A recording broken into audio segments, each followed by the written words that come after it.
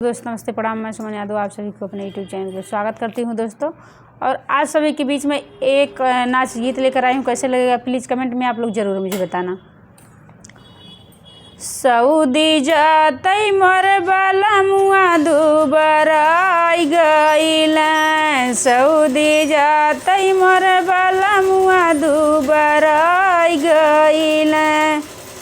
ई हवा खियावत रहली काजुआ बादाम हो, ई हवा खियावत रहली काजुआ बादाम हो। साइया के मिलल नाही तानी को आराम हो, साइया के मिलल नाही तानी को आराम हो।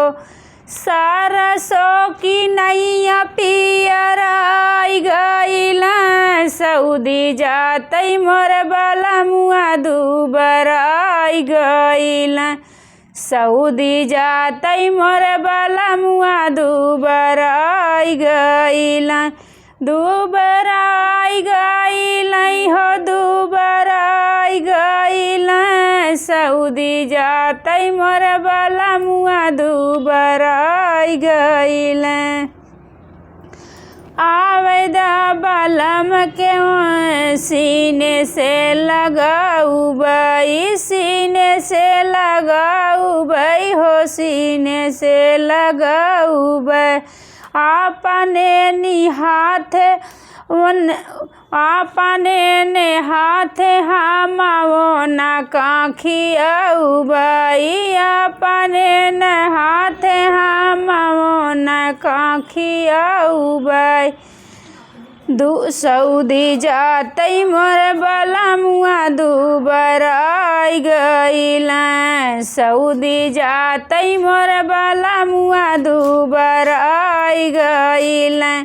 पहिले रहलई हट्ठा कट्ठा अब झुराई गईल, सऊदी जातई मोर बाला मुआ दुबराई गईल।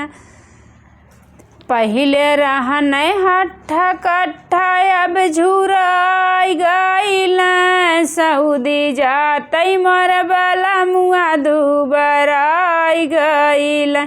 दुबराई गईल हो, दुबराई गईल हो, दुबराई गईल, सऊदी जातई मोर बाला मुआ दुबराई गईल, सऊदी जातई मोर बाला मुआ दुबराई गईल।